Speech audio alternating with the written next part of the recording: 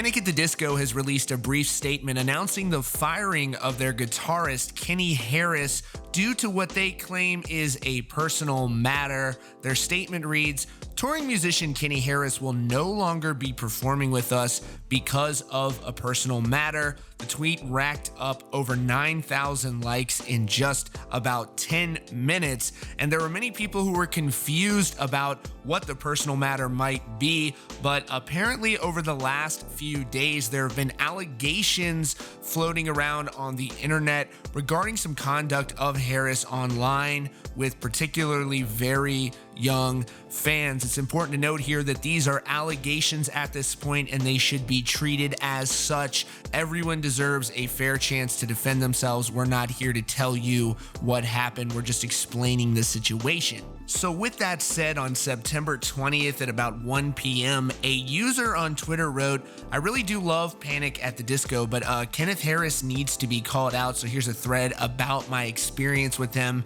She says, "April 20th, 2016. This was the first day I ever snapped Kenny. I sent him a picture of me with that stupid dog filter, thinking he wouldn't even reply, but boy did he. He went on about how cute I was and asked me to send more selfies, which I obviously did, and he sent a few back. Fast forward about a week later, my friend and I had tickets to see Panic live on July 8th, 5th row from the stage. I snapped Kenny and asked him if he could throw me a guitar pic since we were close to the stage. He agreed, but only if I'd send him a pic wink emoji first.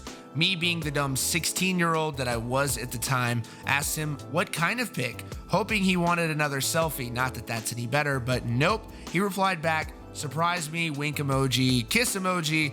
So my dumbass 16-year-old self decided to play along, and I go, if I send you a picture now, you'll forget about me by the time of the concert in July. To which he replies, well, if you keep sending them, I won't wink. So I ended up agreeing, but always put it off whenever he'd asked. I wasn't gonna actually send him anything, there was no way. He would always ask for pics, but I finally got bored, I guess. I would always make up excuses as for why I couldn't send anything, and they were not believable whatsoever, but they shouldn't have had to be. All in all, he stopped snapping me after he realized he wasn't gonna get what he wanted. Before anyone comes at me for playing along, I had just turned 16. I was nervous to come out about this back then because I didn't want to get him in trouble. A member of my favorite band talked to me and I didn't want him to regret it, if that makes any sense. That thread on Twitter sent the internet ablaze, and there are a lot of people who said they didn't believe it. There are a lot of people who said they did believe it. Ultimately, it's not something at this stage of the game that's particularly provable or proven,